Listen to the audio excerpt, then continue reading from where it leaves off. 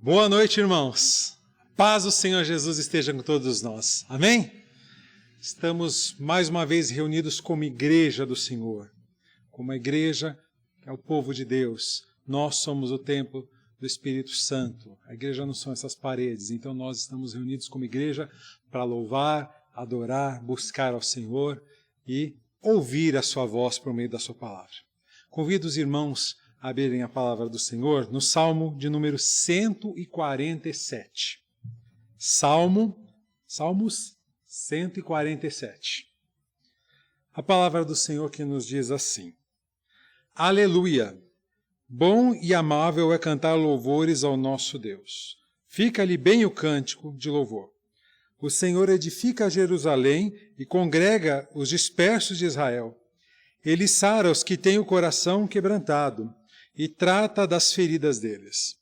Conta o número das estrelas, chamando-as todas pelo seu nome. Grande é o Senhor nosso e muito poderoso. O seu entendimento não se pode medir. O Senhor ampara os humildes, mas faz com que os ímpios caiam por terra.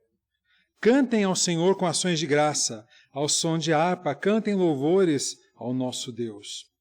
Que cobre de nuvens o céu, prepara a chuva para a terra, faz brotar nos montes a erva, e dá o alimento aos animais e aos filhos dos corvos quando clamam. Não faz caso da força do cavalo, nem se compraz nos músculos do guerreiro. O Senhor se agrada dos que o temem e dos que esperam na sua misericórdia. Louve o Senhor, ó Jerusalém, louve o seu Deus, ó Sião, pois ele reforçou as trancas dos seus portões e abençoou os que habitam em seu meio. Estabeleceu a paz em seu território e farta você com o melhor do trigo. Ele envia suas ordens à terra e a sua palavra corre velozmente. Faz cair a neve como lã e espalha a geada como cinza. Faz cair o seu gelo como se fossem migalhas. Quem pode resistir ao seu frio? Manda a sua palavra e o gelo se derrete. Faz soprar o vento e as águas correm. Anuncia a sua palavra a Jacó, as suas leis e os seus preceitos a Israel. Não fez assim com nenhuma outra nação. Todas ignoram seus preceitos. Aleluia. Esse texto fala sobre tantas coisas, mas talvez a mais citada é a questão de louvarmos, de cantarmos louvores ao Senhor, de adorarmos ao Senhor por tudo que Ele faz, que Ele tem feito e que Ele ainda há de fazer com cada um de nós, que possamos temer e tremer diante do Senhor, mas confiar na Sua palavra e confiar que Ele cuida de nós todos os dias. Amém? Vamos ter um tempo de oração, vamos orar colocando a nossa vida diante do Senhor nesse momento. Oremos, irmãos. Senhor nosso Deus e Pai, nós agradecemos muito por termos o Senhor conosco, porque o Senhor é quem nos alimenta dia a dia com a Tua palavra maravilhosa e viva. Que o Senhor nos abençoe em mais esse tempo que nos reunimos como Tua igreja para Te louvar, para Te servir e para Te adorar. E queremos, Senhor, mais que tudo, ouvir a Tua voz, ouvir a Tua palavra viva, que fala ao nosso coração, Senhor. Pai querido, aceita, Senhor, os louvores do Teu povo, que são expressos com o coração sincero e aberto diante de Ti, Senhor. Esteja conosco dia a dia, mesmo em tudo isso que nós estamos passando. Sabemos que o Senhor não nos desampara, que o Senhor nos sustenta e cuida de nós. Muito obrigado, Senhor, por tudo. Aceita este culto como oferta ao Senhor. Nós agradecemos por tudo. Em nome de Jesus. Amém. Amém. Louvado seja o nome do Senhor. Louvemos ao Senhor com toda alegria. Grupo Tributai. Boa noite, irmãos. Graça e paz do nosso Senhor e Salvador Jesus Cristo. Que esteja com cada um de vocês, com a gente aqui também, né, do louvor. É um motivo de muita alegria poder estar aqui novamente na casa do Senhor para louvar e engrandecer o seu nome. E que em breve, né, irmãos? Acho que esse é o desejo de todos nós, que em breve a gente possa estar aqui novamente, juntos, unidos, né, louvando e engrandecendo ao nome desse Deus maravilhoso. Então vamos cantar, né? Vamos cantar, vamos louvar, vamos entregar as nossas vidas diante do altar do nosso Deus, cantando essa primeira canção que diz: Meu Jesus Salvador.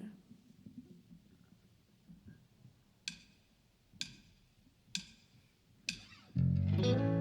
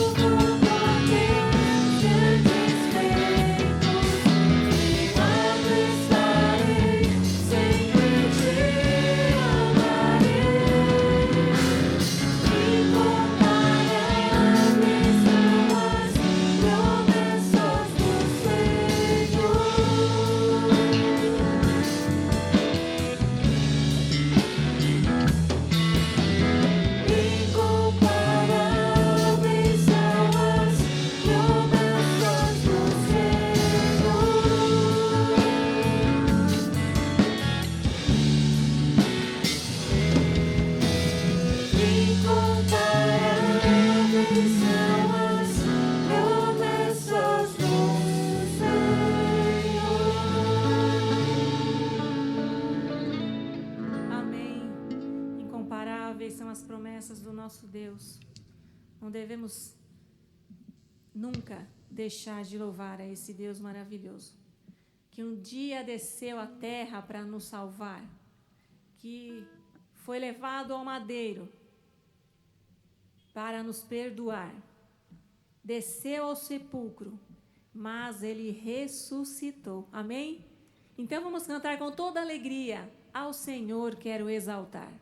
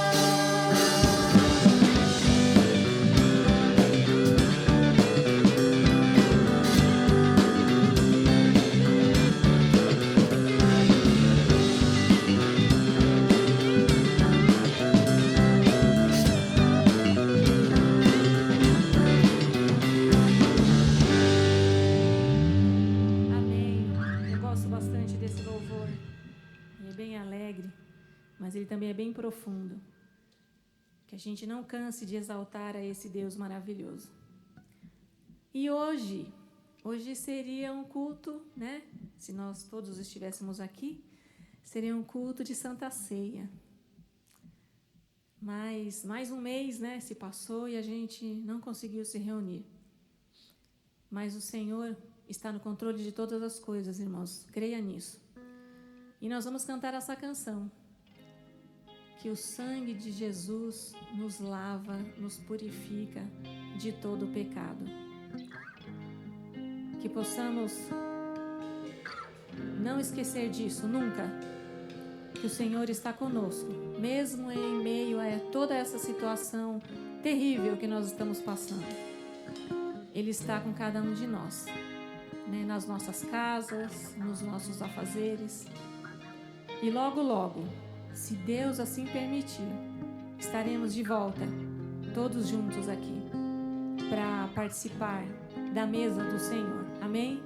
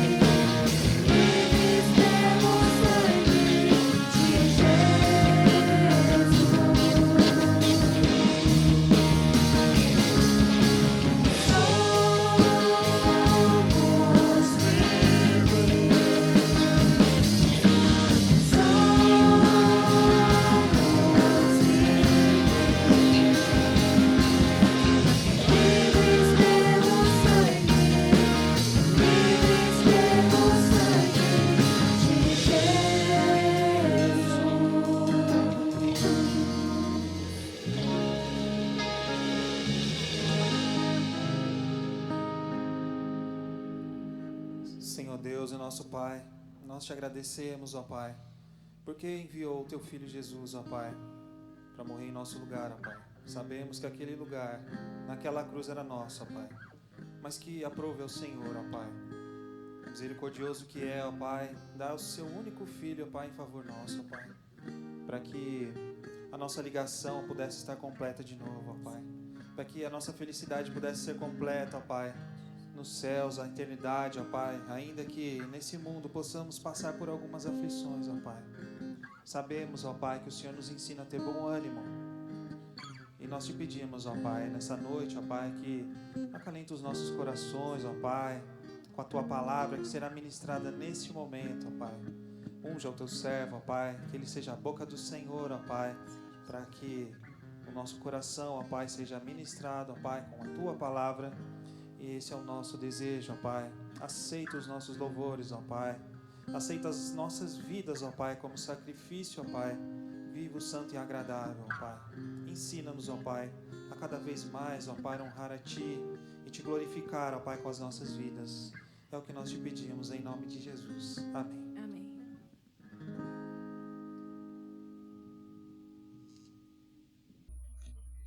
Que a graça e a paz do nosso Senhor Jesus Cristo continue conosco. Hoje nós vamos falar sobre dependência. Dependência é uma coisa que muita gente busca afastar. Uma parte considerável das pessoas busca a independência. Mas, se você se lembra, em 2018, aconteceu um fato que nos mostra o quanto nós somos dependentes. Em um determinado momento começou a greve dos caminhoneiros. Talvez naquele primeiro momento você ouviu falar da greve dos caminhoneiros e você não trabalhava com nada de logística, a sua vida era a parte de tudo isso, a princípio, né? Aparentemente, e talvez naquele primeiro momento você tenha dito assim: eu não tenho nada a ver com isso, isso não vai me afetar. Mas afetou. Em 2018, em um determinado momento, eu fiquei preso em casa porque eu não tinha combustível no carro e não tinha onde abastecer. E não importava quanto eu pudesse pagar.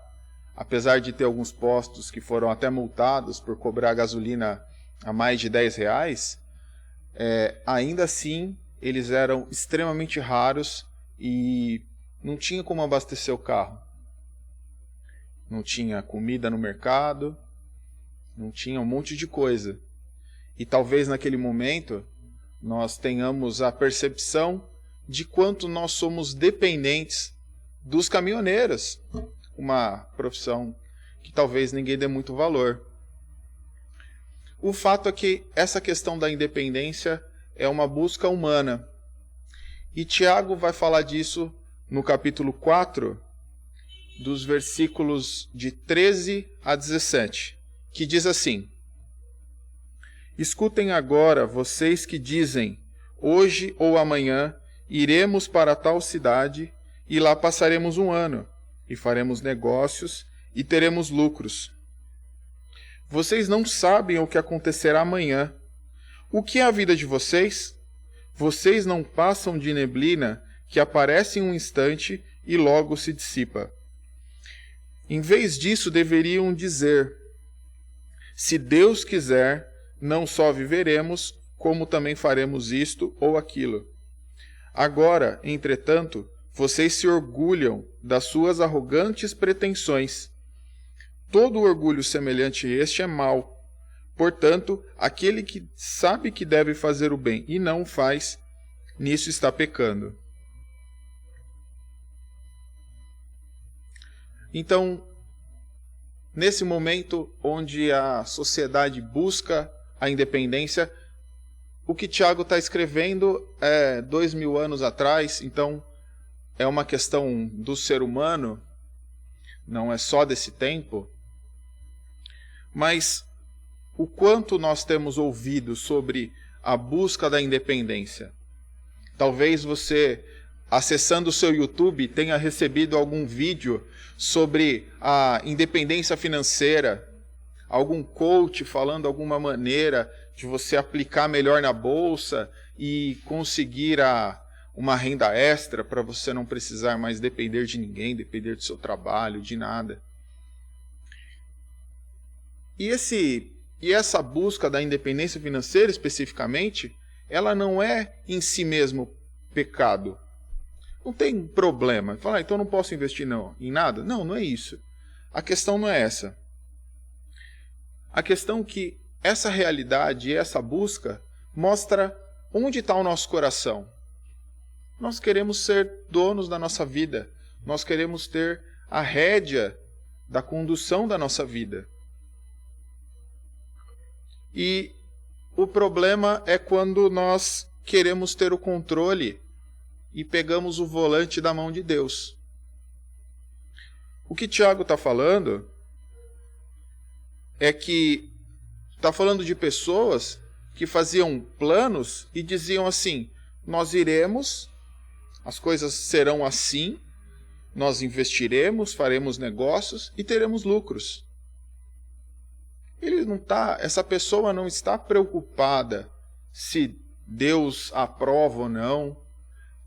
Nesse texto, aparentemente, e é o que Tiago quer enfatizar, são pessoas que não estão preocupadas se o que eles vão fazer, Deus aprova ou não.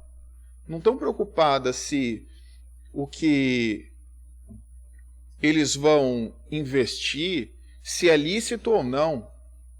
Aparentemente, o que eles querem é ter o lucro e ter a rédea na mão, ter a rédea da sua vida na mão.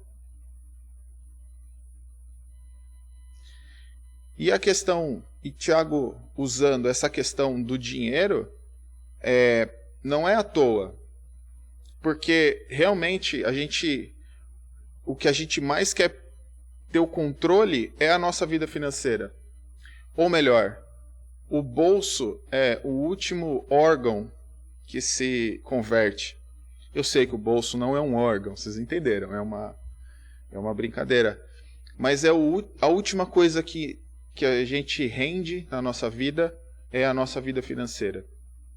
Porque nós acreditamos que é o nosso trabalho, é o nosso sustento, é o nosso dinheiro que paga nossas contas, e não a misericórdia de Deus, a provisão de Deus. E é possível que você tenha atitudes como essa.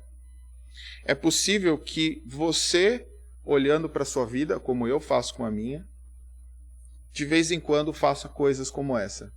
Definir planos, estratégias, e tem que acontecer como eu estou falando. Pode ser que você diga que não. Não, mas eu sempre falo, como o Tiago disse aqui, eu sempre falo, se Deus quiser, eu vou fazer tal coisa. E aí nós fazemos planos, só que a gente fica muito chateado quando não dá certo. Então, o motivo da nossa chateação é a não submissão do nosso plano a Deus. Porque se eu tenho um plano, e planejar não é pecado aqui, Tiago não está colocando isso como pecado. Tiago não está falando assim, não sonhem, não planejem, e isso nunca foi pauta da Bíblia.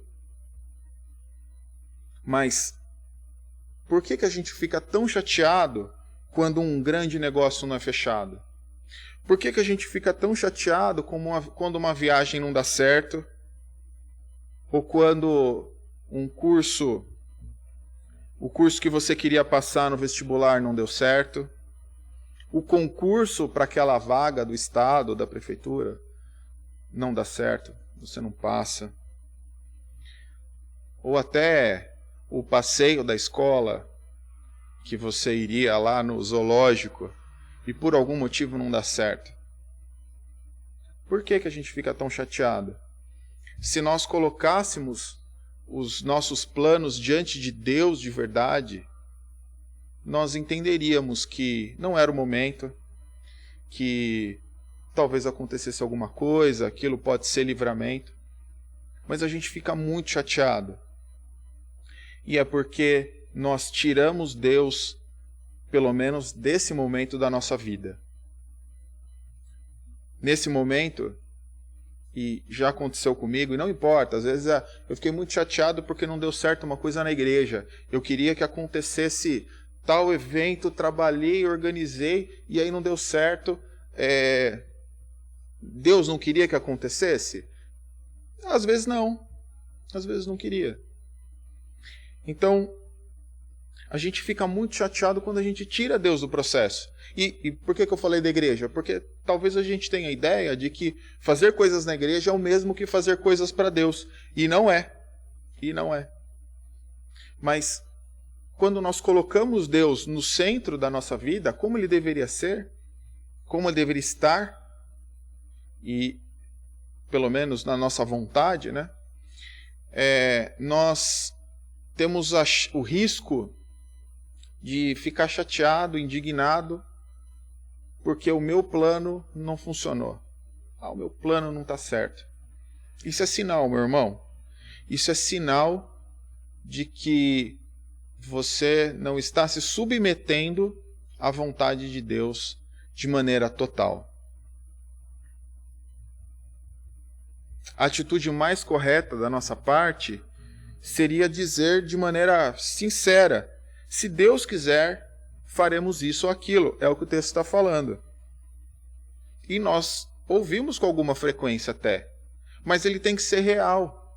Tem que ser verdadeiro. Se Deus quiser, nós vamos fazer isto ou fazer aquilo. E se Deus não quiser, está tudo bem.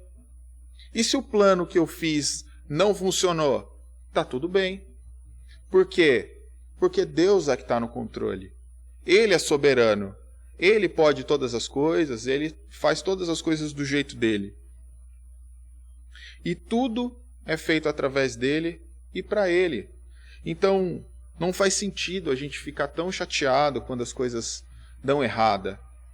E, na verdade, como eu disse, essa chateação talvez revele mais de nós do que de Deus.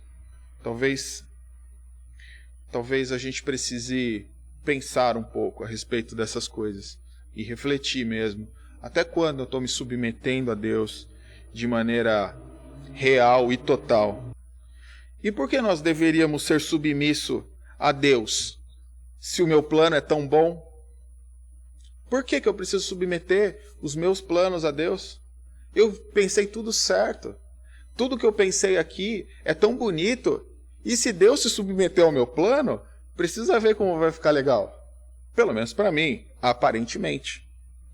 Agora, o que Tiago fala aqui é que, em primeiro lugar, nós não conhecemos o futuro. Tiago afirma isso. Ele diz assim: nós não conhecemos o que acontecerá amanhã. Vamos pensar no passeio no parque. Há vários anos atrás, uma criança caiu de um brinquedo do Play Center. Foi um dos motivos do parque ter entrado em declínio. Essa criança, se tivesse ficado em casa, teria ficado talvez, teria ficado muito chateada por não ter podido ir naquele brinquedo, naquele parque, com os amigos. Mas sua vida teria sido poupada. A gente nunca sabe o que acontece, o que aconteceria se Deus tivesse dado um sim pra gente. A gente nunca vai saber. A gente nunca vai saber por que tantas coisas deram errado na sua vida e na minha.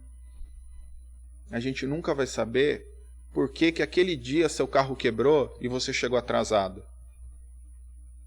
E a gente nunca vai saber, mas Deus sabe. Então, se Deus nega pra gente alguma coisa, se Deus fala não, se Deus segura, acredita que Ele está sabendo o que está acontecendo.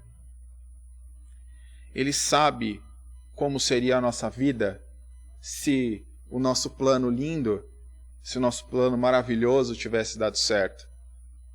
Quem nós seríamos no final de tudo isso? Ou pior, onde nós estaríamos no final da nossa vida? De que lado? Em que fileira? Do bode ou a fileira das ovelhas? Deus tem esse controle e por isso Ele nega as coisas pra gente. Depois disso, ele diz também que a nossa vida não é nada. Se hoje estamos aqui, amanhã vamos embora. Ele compara a nossa vida com uma neblina. E se você já passou por neblina, você sabe que é uma coisa passageira. Então, passageira que em lugares... Eu, uma vez, voltando de uma empresa, pelo Rodoanel, voltando lá de Santo André, né? Então, peguei o Rodoanel, pegava o Rodoanel inteiro até Castelo.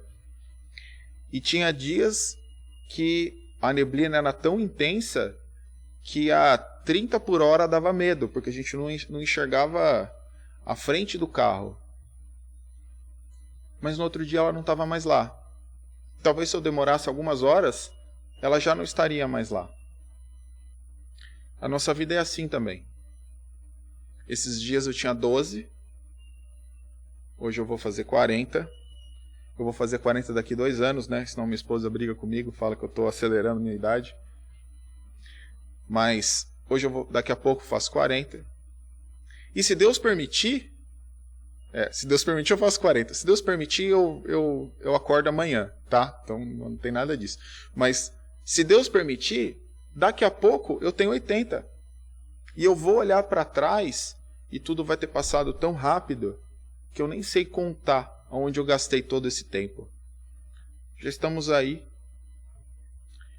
E a grande questão é que ninguém sabe aonde está o seu lugar na fila da vida.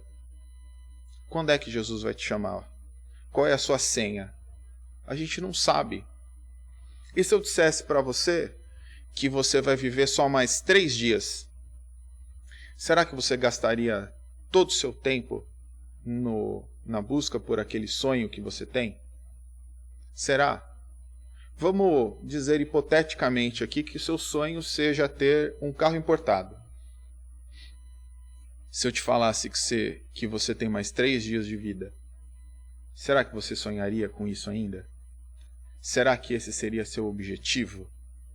Ou, o que eu acho muito mais provável, você desejaria passar mais tempo com sua família, pedir perdão para aqueles que você errou, magoou.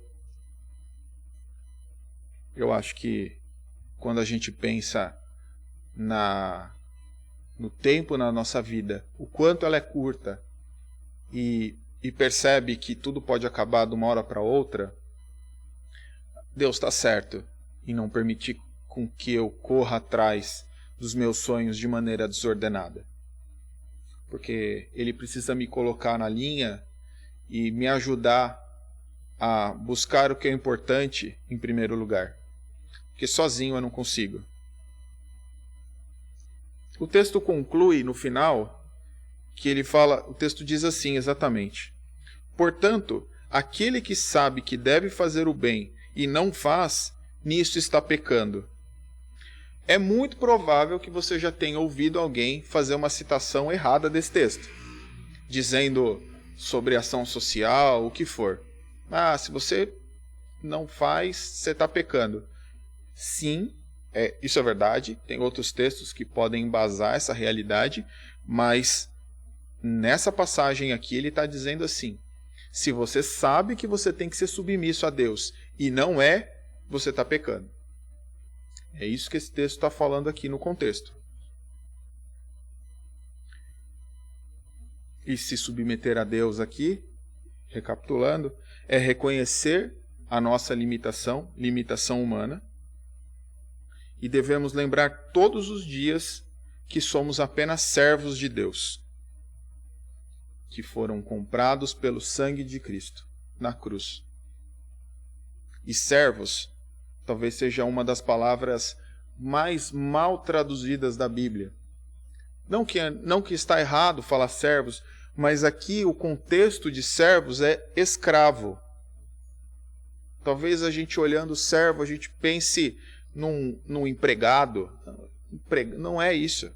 É escravo. Nós fomos comprados. Não que você algum dia não tenha sido escravo, porque a Bíblia diz que aquele que não é servo de Deus é escravo do pecado. Então, a escravidão existe, independente de ser a Deus ou ser ao pecado. Mas nós somos apenas escravos de Cristo, porque fomos comprados pelo seu sangue na cruz. Pode ser que, diante de tudo que eu tenha dito aqui, você tenha pensado o seguinte: então, ser cristão não é bom, porque a gente tem que se submeter a um Deus que não faz a minha vontade e que eu tenho que ser escravo desse Deus. Quer dizer, eu nunca vou ter vontade. Mas não é essa a realidade, porque o nosso Senhor é bom e Ele quer dar o melhor para a gente. Ele tem tanto prazer em dar o que é bom para nós, que Ele deu seu Filho, Jesus Cristo, sendo Deus, veio ao mundo morrer por mim e por você. Depois disso, você acha que Ele não daria para você todas as outras coisas? Como diz em Romanos 8? Então a gente precisa descansar e ter a certeza que a vontade de Deus é sempre melhor para a gente. Então, da próxima vez que nós fizermos planos, tivermos sonhos, pensar em coisas que nós queremos realizar, comprar, conquistar, submeta isso diante de Deus. E se por algum motivo nada der certo, não deu certo, eu queria e não funcionou, dê graças a Deus. Agradeça a Deus, porque Ele está no controle. E Ele está muito mais preocupado com a nossa salvação eterna do que com poucos instantes de felicidade nessa vida que passa tão rápido. Que Deus nos abençoe. Vamos orar? Senhor Deus, nos colocamos diante do Teu altar, Senhor, pedindo que o Senhor nos ajude, Senhor. Nos ajude a ser pessoas que confiam mais em Ti e que se submetem, Senhor, à Tua vontade acima de tudo. Mesmo que a Tua vontade não seja a minha. Mas eu peço que o Senhor nos ajude, Senhor, porque também sozinho nós não damos conta. Seja conosco, Senhor, e nos abençoe. Em nome de Jesus. Amém. Bom, irmãos, essa última canção, ela nos lembra que a graça do Senhor é que nos basta. A graça dele é melhor do que a vida. Nós estamos vivendo em momentos muito difíceis, né? Mas que a gente não esqueça nunca de que a graça do Senhor é melhor do que a vida. Se Deus permitir, logo, logo estaremos juntos novamente. Então vamos cantar essa última canção. Deus, Tu és o meu Deus forte. Eu te busco ansiosamente. Que esse possa ser o desejo de todos nós nessa noite. E para todos sempre. Amém?